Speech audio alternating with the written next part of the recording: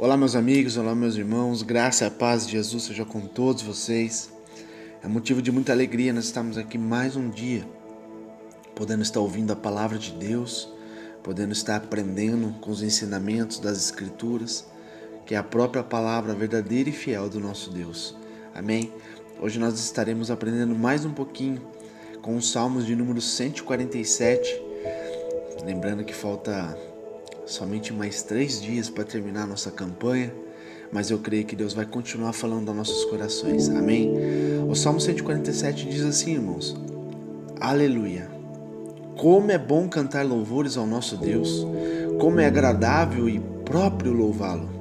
O Senhor edifica Jerusalém, Ele reúne os exilados de Israel. Só Ele cura os de coração quebrantado e cuida das suas feridas. Ele determina o número de estrelas e chama cada uma pelo seu nome. Grande é o nosso soberano e tremendo é o seu poder. É impossível medir o seu entendimento. O Senhor sustém o oprimido, mas lança por terra o ímpio. Cantem ao Senhor com ações de graças. Ao som da harpa façam músicas para o nosso Deus. Ele cobre o céu de nuvens e concede chuvas à terra e faz crescer a relva nas colinas. Ele dá alimento aos animais e aos filhotes dos corvos quando gritam de fome.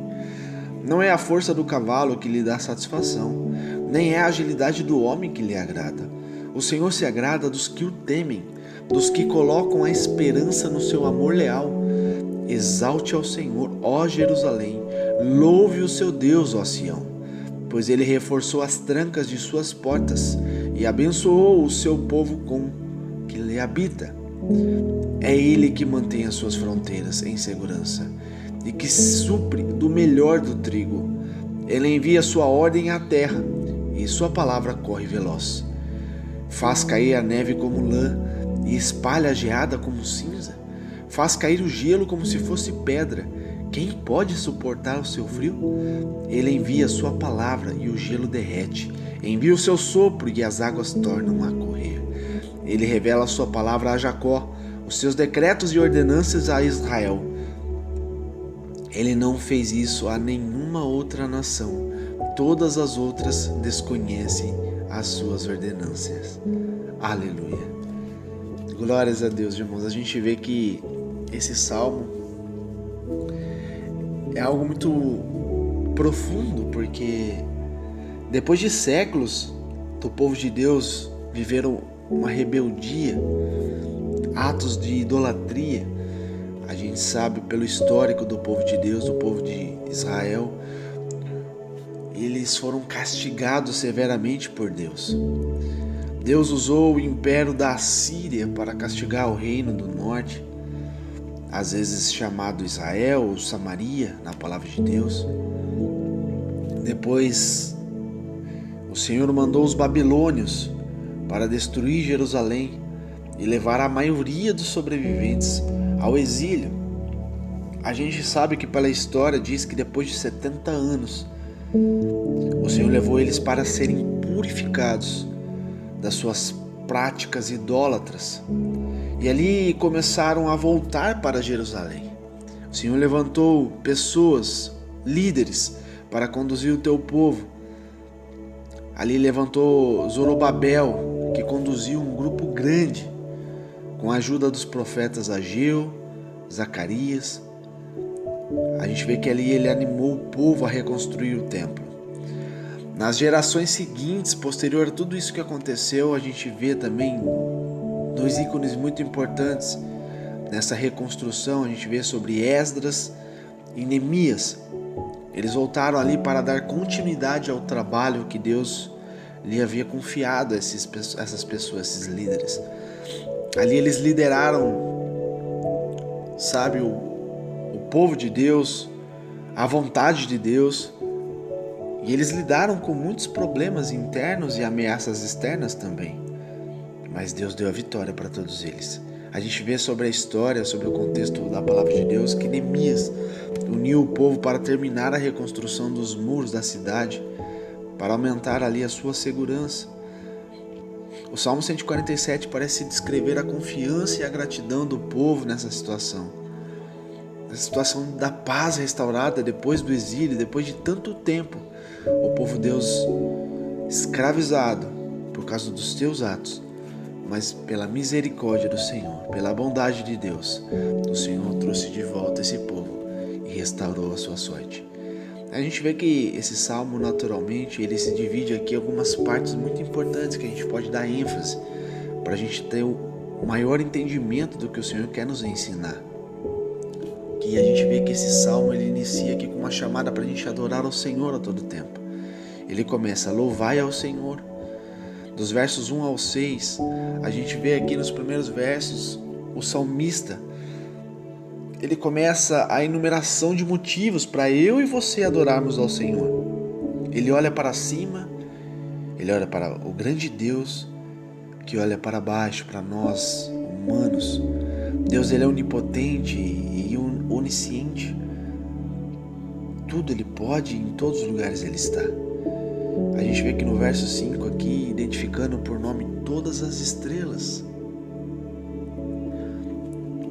Aqui ele menciona algumas coisas, umas características para nós termos a noção de como Deus ele é grande. Como que Deus pode numerar as estrelas e chamar cada uma pelo seu nome. Você consegue ter noção disso? Não tem como mensurar, não tem como entender. É além do raciocínio. Nós sabemos que há bilhões e bilhões e bilhões e bilhões de estrelas e Deus chama cada uma pelo seu nome. Então a gente vê que nosso Deus ele é poderoso demais. E dando continuidade aqui, ele fala que ele é misericordioso e compassivo, olhando para os humildes de coração, aquele que tem um coração quebrantado. Aqui também a gente encontra, sabe, a primeira sugestão do contexto histórico do Salmo na linguagem da restauração. O Senhor edifica Jerusalém, que congrega os dispersos de Israel, sara os de coração quebrantado e sara as suas feridas. Olha o que o salmista está dizendo. O Senhor edifica a Jerusalém. Ele pega de volta os que estão dispersos, os peregrinos. Ele restaura o coração daqueles que estão quebrantados, aqueles que se arrependeram. E o Senhor limpa as feridas. Por isso nós temos que cantar ao Senhor. Cantemos ao Senhor, meus amigos. Adoremos o Senhor em espírito e em verdade, porque Ele é merecedor de toda a glória e toda a honra. Foi para isso que Deus criou a humanidade, criou o ser humano, para que nós possamos adorá-lo em santidade. A segunda chamada aqui continua com motivos do mesmo estilo.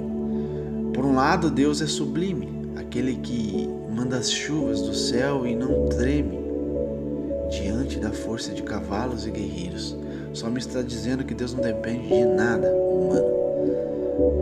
Nada impressiona Deus, mas Ele continua sendo fiel conosco, mandando a sua chuva, regando a terra. Ao mesmo tempo, Ele alimenta os animais, até as pequenas aves. Aqui Ele está dizendo que se Ele alimenta as pequenas aves, será que Ele não alimenta o ser humano que foi criado à sua imagem e semelhança? Se Deus cria os pequenos animaizinhos, não menosprezando, mas dizendo em termos de prioridade para Deus, será que você não tem muito mais valor? Amém? Então a gente vê que aqui Ele demonstra misericórdia àqueles que confiam nele. Deus, Ele é poderoso. Deus é maravilhoso. E aqui Ele chama: louva Jerusalém ao Senhor. E trazendo para os nossos dias, povo de Deus, louve ao Senhor. Todos que têm ouvido, que estão ouvindo essa palavra, louve ao Senhor. Essa é a terceira chamada. É a mais nacional, é para todos. É para todos os seres humanos. Todos que têm ouvido, ouçam essa chamada. Louvem ao Senhor.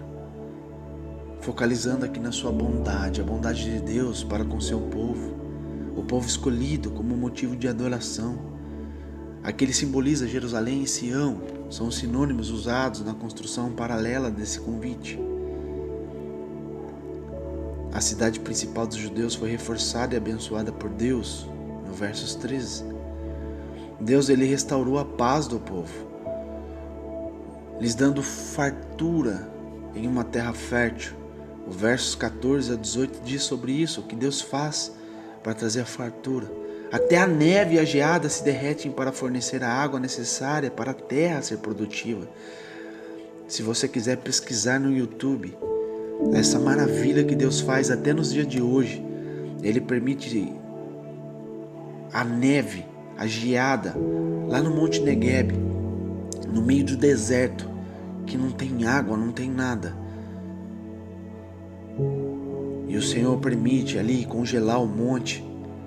E posterior a isso, o Senhor faz derreter. E depois que derrete, desce um rio abundante que transborda ali o deserto. E a terra fica fértil. E ali tem bonança. Bonança de fruto, bonança de relva. E aqui no 18 ele diz sobre isso. E ele envia a sua palavra, quer dizer, um decreto que vem da palavra de Deus, da boca de Deus. E o gelo derrete. Depois Deus envia o seu sopro, Deus sopra sobre o monte. E as águas tornam a correr, e as águas descem do monte e alimentam toda a terra. Você consegue entender, mensurar, consegue imaginar na tua cabeça essas palavras? Deus enviando uma palavra para congelar o monte. Deus enviando o sopro da tua boca para derreter e descer aquela água. Somente sendo espiritual para ter o entendimento disso. Não é simplesmente uma circunstância comum da natureza, não é simplesmente uma coincidência. Não é, amigos. É o próprio Deus que faz todas essas coisas. Se aqui ele está dizendo que ele cuida até dos pássaros pequenininhos, será que ele não cuida de todos nós também? Claro que cuida, nos mínimos detalhes ainda. E dando continuidade aqui, a principal bênção sobre o povo judeu, porém não foi na fertilidade da terra nem na paz do seu território. A lei especial que Deus deu aos israelitas colocou essa nação em uma posição privilegiada acima de todos os outros povos. Ele diz do versos 19 e 20, mostra sua palavra a Jacó, as suas leis e os seus preceitos a Israel. Não fez assim a nenhuma outra nação. Todas ignoram os seus preceitos. Aleluia. Devemos observar 3 fatos importantes aqui relacionados a esse final dos Salmos. Primeiro, as bênçãos espirituais, especialmente a comunhão com Deus, são muito mais importantes do que bens materiais. Esse é o maior e o melhor fundamento para mim e para você. Se queremos ter uma vida de intimidade com Deus, se queremos ser bem-aventurados, como nós lemos nos Salmos de ontem, é necessário nós nos aprofundarmos numa comunhão espiritual com o nosso Deus, porque o nosso Deus ele é espírito, ele não é carne. Então a única forma de comunicarmos com ele, primeiro, santidade. Segundo, se aprofundar nos rios espirituais do Senhor.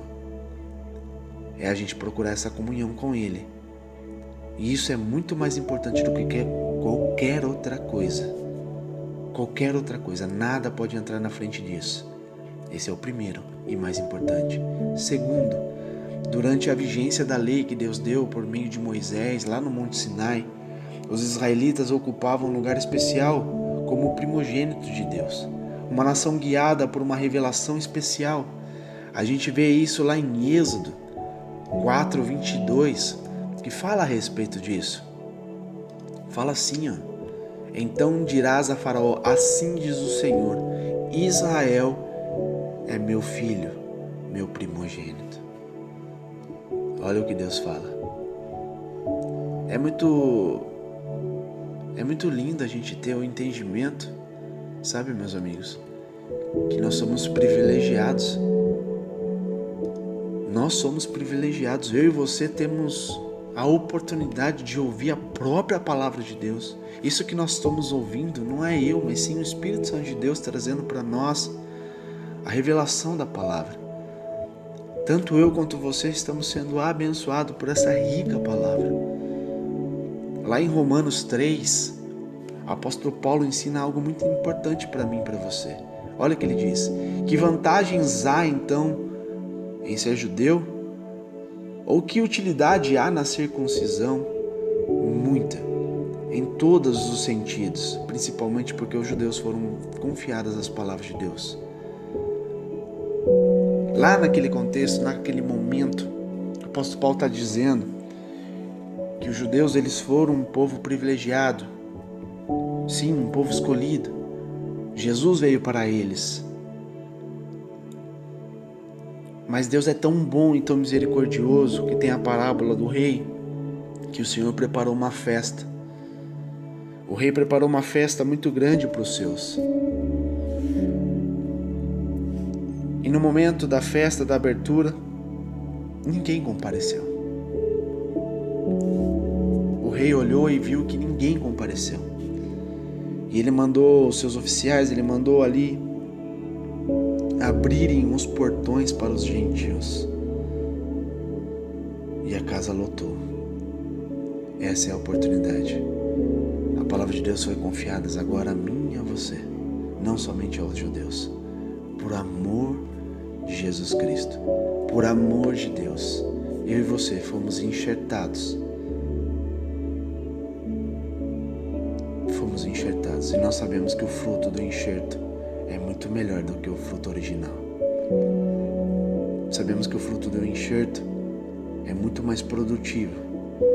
Isso é o que Deus fez para mim e para você. Nos enxertou para que nós possamos dar frutos.